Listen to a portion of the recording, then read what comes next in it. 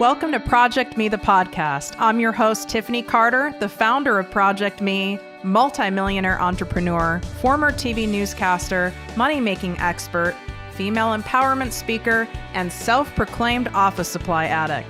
My mission is to take the mystery out of making big money.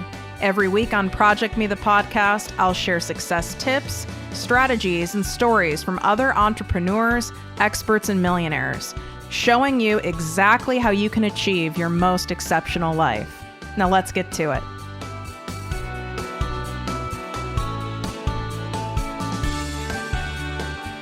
Welcome to ProjectME with Tiffany Carter, the podcast and posse. I'm your host, Tiffany, and you are getting me in a very rare mode. I forgot I had to record this episode. In fact, I actually convinced myself I'd already done it. And I was wrong. So it's evening. I'm not buzzed. So there's no wine buzz going. So you're not getting that, Tiffany, although that'd be rather entertaining. I'm just feeling really chill. So you're going to get a more of a laid back, vulnerable version of me, which I was hesitant to record. Part of me is like, well, maybe if I get up really early in the morning and caffeinate, then I'll be able to record a more energized episode for them. I'm like, you know what? I want you guys to know all sides of me. I mean, otherwise, what kind of a relationship would that be? If you only knew a couple sides of who I am, then I'm not letting you in on all versions of me, right? There's crazy Tiff. There's buzz Tiff. There's drunk Tiff. There's cunty Tiff. There's work mode Tiff. There's playful Tiff. There's in all the feels Tiff. There's PMSing Tiff. There's chill Tiff. That's who you're getting now. There's vacation Tiff. There are many, many modes going on here. I bet you have quite a few yourself. And if we aren't sharing with our audience all of our different versions, that doesn't mean you have to disclose every single personal detail of yourself. But if you're not showing all facets of you, well, then you're coming across as guarded. You're not being fully genuine. And it's going to be a lot harder for people to resonate and connect with you if they don't see all sides. I was excited to record this episode, one, because I'm sharing the behind the scenes look of my highest income month ever. So I was excited because we're at $217,000 for the month of November. So that's exciting. Cha-ching. But what I was really excited about is to share with you what I did and didn't do to achieve it, because I know y'all see these people online where they're like, oh, I'm having another 6-figure month. And I got to 10K months in 3 months, and you see all this crap and you're like, this person is barely online. They don't seem like they're doing much. They're always traveling. They don't really seem like they're working. They always seem so like light and happy and airy. And it's like, how in the hell are they making all this money without doing much and always seemingly being in some great mood? They're not. Newsflash, they are not. It's like my dad said to me, if something seems too good to be true, then it is. And my dad was not a negative guy. My dad was a very positive person. He was just saying it in terms of just the world. My dad had me at 50 years old, fun fact. So it was more kind of like I had a grandpa kind of as a dad, which had pluses and minuses. But one of the pluses was a lot of wisdom that he shared. And he's like, people will make things look however they need to look if that means that someone's going to buy. My dad was the largest importer-exporter of pen sets in the entire world. So people used to give, and maybe they still do as gifts, I'm not sure, but they used to give these pen sets, like fancy pens, as graduation gifts, gifts to their boss, to their top employees. You could have your name engraved on this pen. And that was my dad's jam. So he was always going back and forth between Chicago and Hong Kong. And he also did a lot like with digital watches, like back in the 80s, when that was pretty cool to have a digital watch. It was like a thing. I still can remember the sound the beeps make of those old digital watches. Do you guys remember those?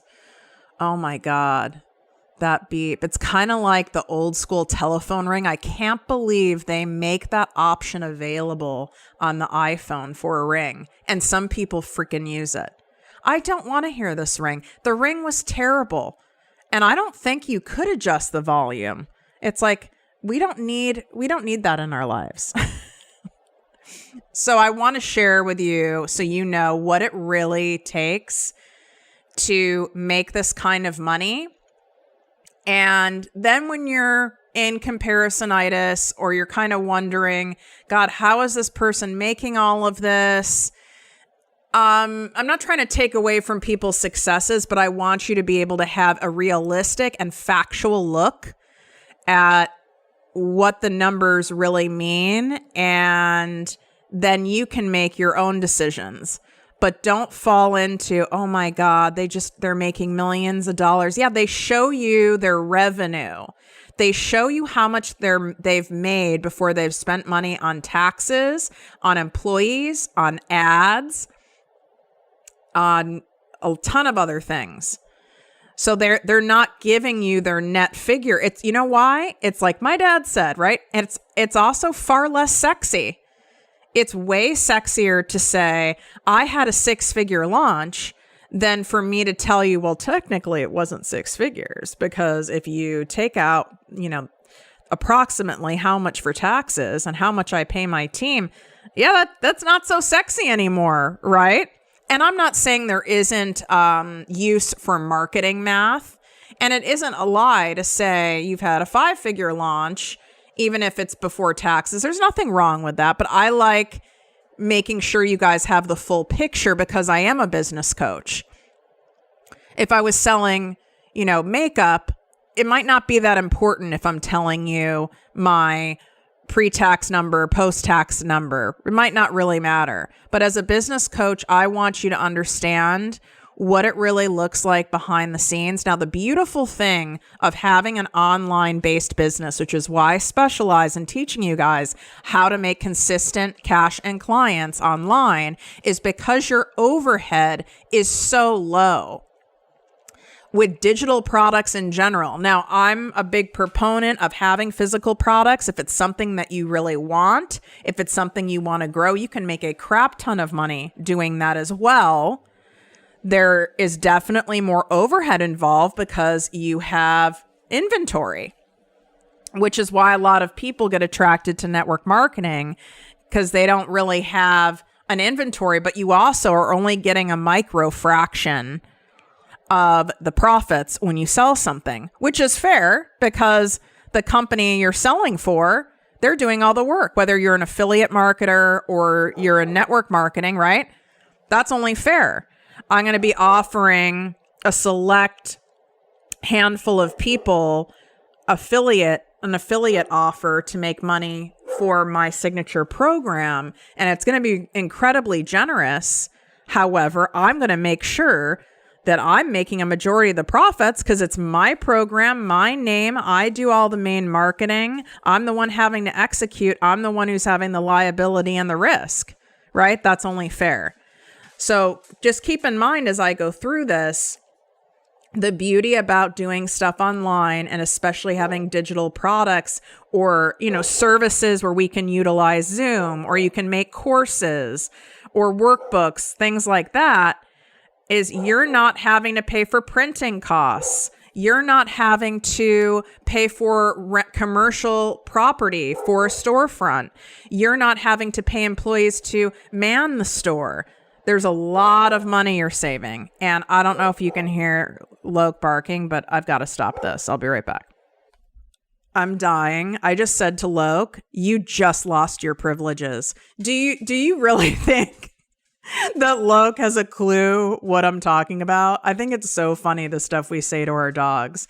And it's also funny when I say things and yell things to drivers inside my car with the windows up. They can't hear me.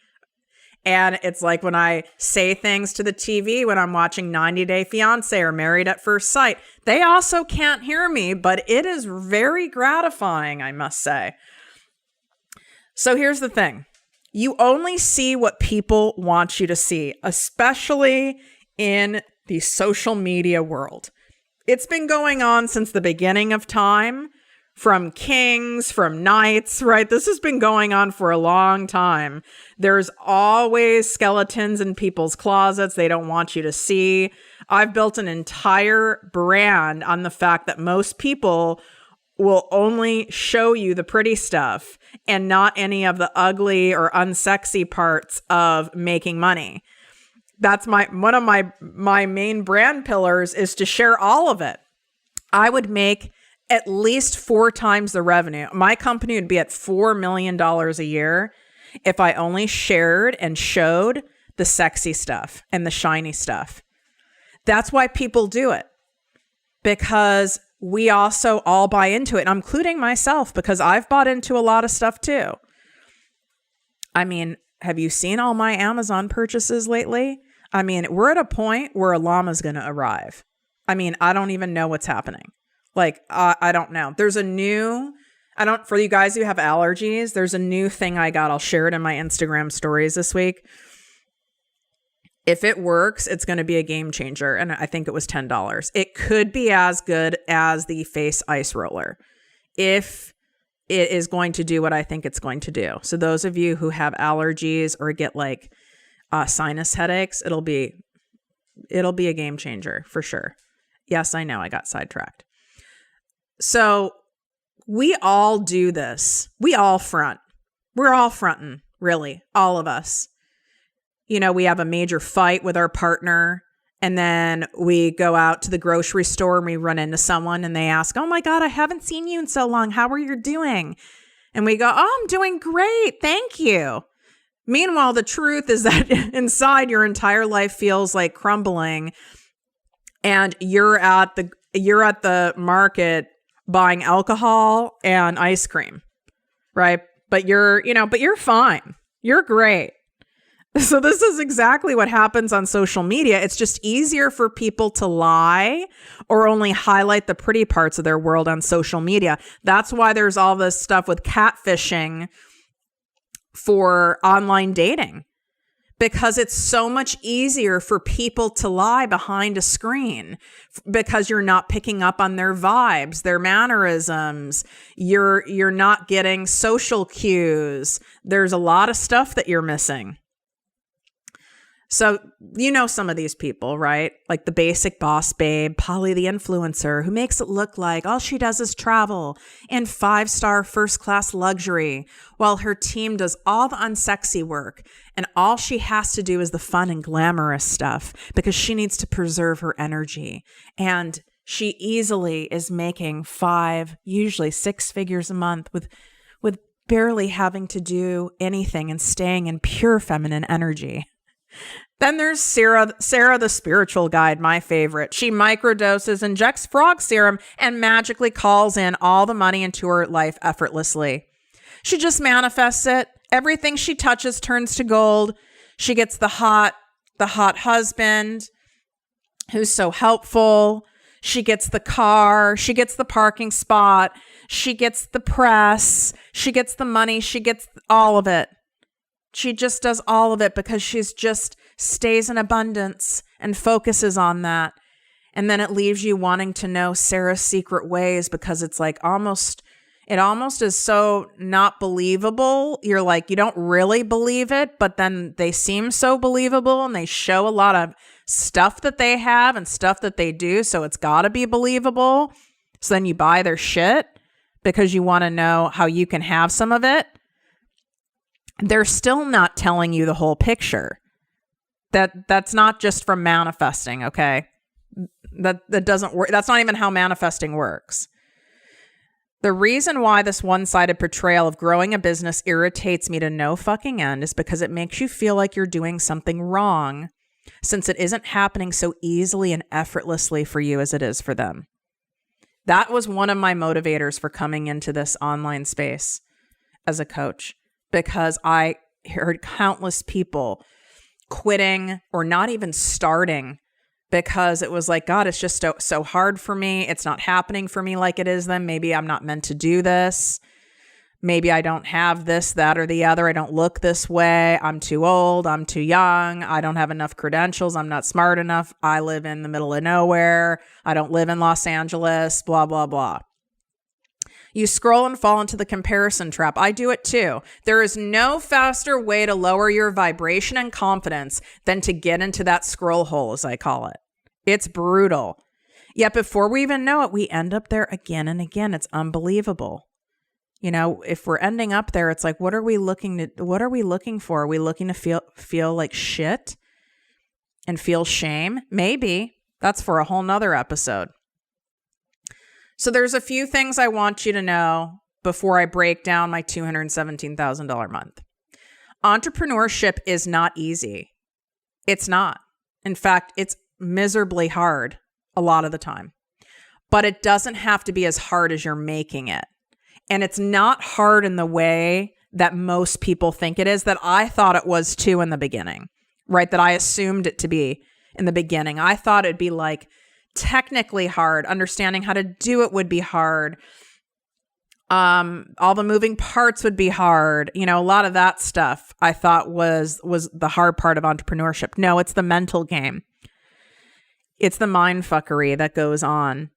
And all the risk and being scared and afraid of losing it all, afraid of not having any time, afraid of being exposed, afraid you're not good enough, hating that you don't feel like anyone's listening and you put your heart and soul into something and then no one bought it. It's the mental gymnastics and managing it is the hardest part. It's like 85% of your job.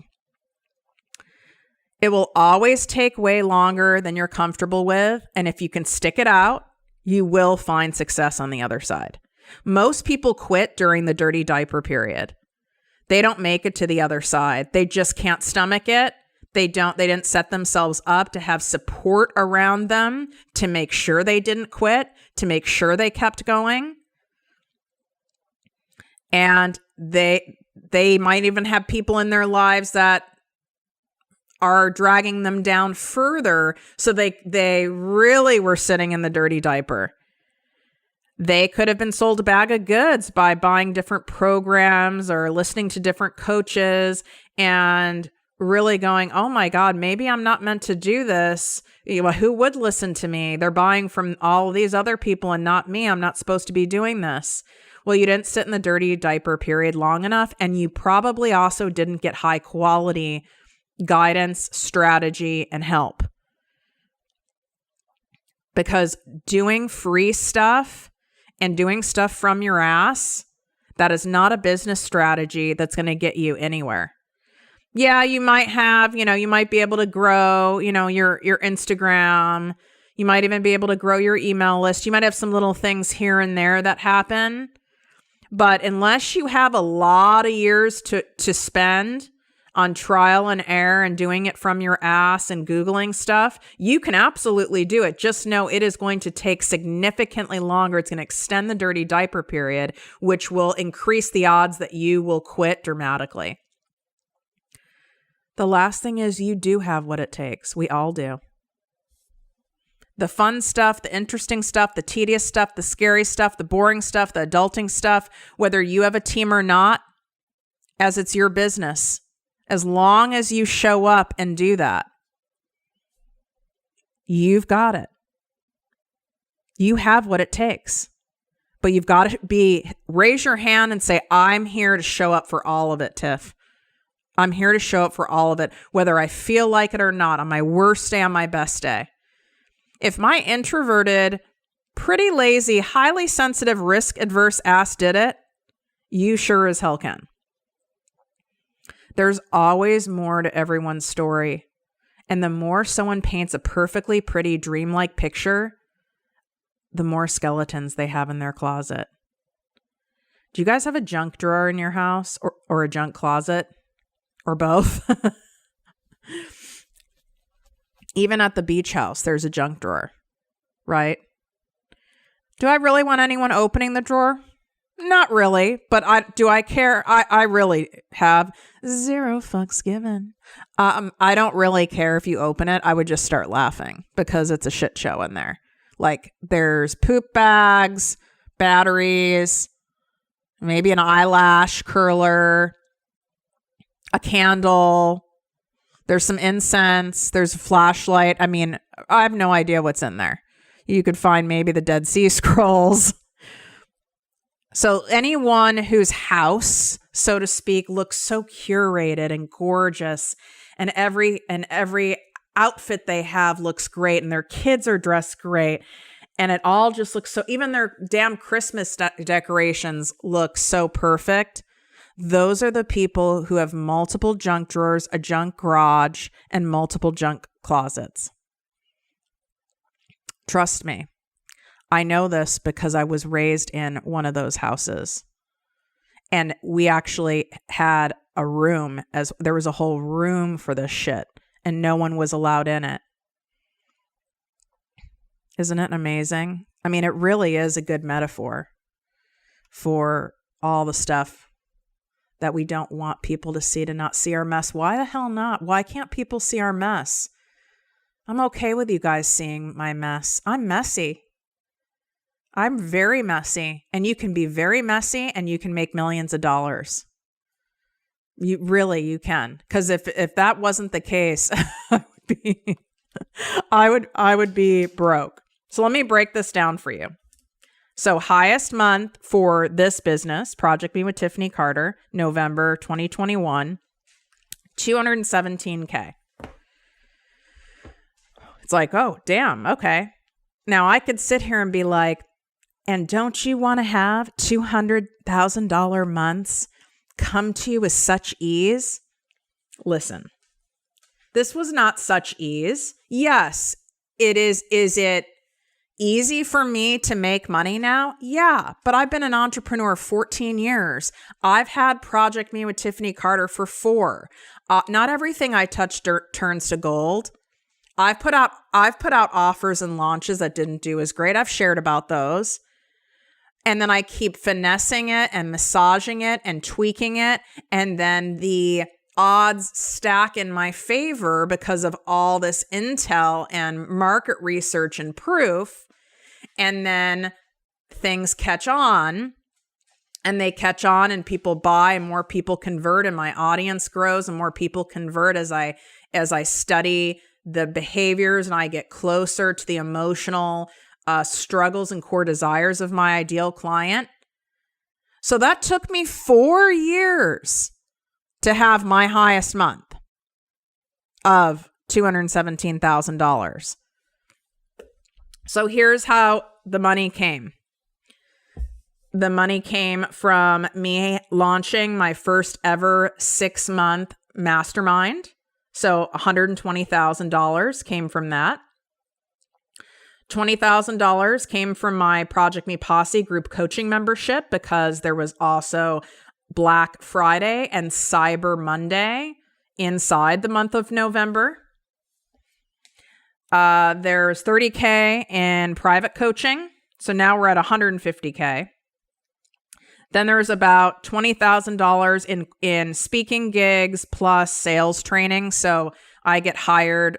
I get hired a lot to speak. But I also get hired to do sales trainings for like real estate firms, different medical offices, health spas, gyms. So I get paid to do those. So it was about 20 grand. And then the rest, which is $47,000, was in stocks and in true passive income. So that's how we got to that figure. And that is gross earnings, meaning before taxes and expenses. Now, I had this highest month that I've ever had, and I did not use any ads. That doesn't mean that's all the time with me. Sometimes I do use ad spend, depending on what it is I'm launching, how I'm feeling about how much money ads are costing in the Facebook, Instagram world. And they were just far too egregious for me to sign on for it in November. I was offended by the price to play. That wasn't working for me. But most of these people, if not all of these people that you see in the online space that are, saying I had $1 million launch and all that crap, they're spending even $250,000 on ads. I'm not exaggerating. That's how much money they're spending. And I'm not knocking them for that. You've got to have some big ass balls to spend that kind of money when you don't, you're not a big corporation, right? When you're spending that kind of money on your brand because you're gambling with real money, there's no guarantees with any kind of advertising. So that's a big eater of these profits, right? So there were no ads in this, but there's taxes. I'm in the highest tax bracket. I also live in the state of California, where you have to pay a lot of money to live here in state taxes. It's freaking crazy. It's 11% of your earnings. So there's a lot of obviously things that I do, legal things, to help manage, the tax implications. But let's just say if I did it super roughly. So now let's take that 217K. Now let's bring it down to 165,000. This is rough, but let's bring it to 165,000. Well, now I can't say I had a 200K month if I'm giving you the net, right? So it's 165K. Well, I also have to pay my team. So how much money do I have going out to my team? Okay, now we've got another $25,000. So, oh no, why did I have to do numbers that weren't good? So 6, 5, 4, let's just call it 135,000. So I didn't use ads. But we're at 135,000. That's still fantastic. That would be very hard to do. Having a brick and mortar business, that'd be very hard to do. Having a product-based business, you'd need much higher sales to get to that net. Much higher. That's why I love the digital space and digital products and selling physical products in the digital world, because you get to keep the majority of your profits because your overhead is lower. So that's still a wildly amazing month that we're very pleased with, right? But I wanted you guys to see the reality. I have to have these people who are working for me in order for me to be able to launch at this level and launch where it's still fun and where it feels easy for me and enjoyable. So they're very well worth the money. I need people to help me pump out content and all the emails and all the things. I don't want to be doing that. So just remember what numbers you're seeing, you're not getting the full picture. And the bigger someone gets, right? The bigger your company gets and the more people you have working for you, right? You are going to end up having more overhead. And for me, I could have had an insane, I could have easily had $100,000 Black Friday launch just for the posse alone if I used ads, right? But I do the math because the ad spend was so high. If I did it with ads, I would have had to have spent so much money, you guys, and risked so much money. I would have had to spend like probably $75,000. So then in the end, I would have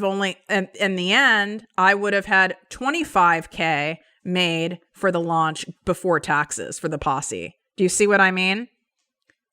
Whereas no ads, I made 20K because that's my low ticket, that's my low ticket offer. So I made 20K. So it wasn't worth it. And then on top of it, you have to pay someone unless you're going to sit there and do the ads, which you don't want to. Then you have to pay someone to manage all the ads, do all the ads, which is a lot of work. And then I have to record all the videos for the ads and I have to review the copy because I'm an expert copywriter. And then I have to do all that work. So it's not worth it. And this is why I want you to make sure you look at your numbers so that you can see what's worth it, what you're making, and you're not going to be surprised by your taxes, right? And you're not going to be surprised and buying into the comparisonitis and people's shit online. You know, a lot of people, they might live in an area that is very inexpensive to live in. So their lifestyle looks amazing, but it's very cheap to do so. Where I live, there's nothing is cheap. The gas is $5.17 a gallon right now. I mean, basically, I just need to bike everywhere. I hope you really appreciated the honesty and a look behind the scenes in this episode. This is Donation December. So I am donating $20 to Children of the Night to help save women and children and rescue them off the streets and from pimps from sex trafficking. So all you have to do is take a screenshot of this episode. You can share it in your Instagram or Facebook stories. And then I need you to leave a 5-star written iTunes review, put your name or Instagram handle in the review, then DM me. Let me know you left the review. You know, bonus if you put a screenshot in there because you make it a lot easier for us. And I will donate $20 on your behalf to Children of the Night. And I'm also matching that donation. So you're actually getting $40 donated to help save these women and children from sex trafficking just for taking 90 seconds of your time. Thank you so much for taking the time to do this and helping this beautiful charity. Wishing you guys great health, wealth, and worth as always. Love you. If you enjoyed this podcast, please write a 5-star review on iTunes. Not only will this make me super happy, but it will allow more listeners to find our special show. Simply help me help others.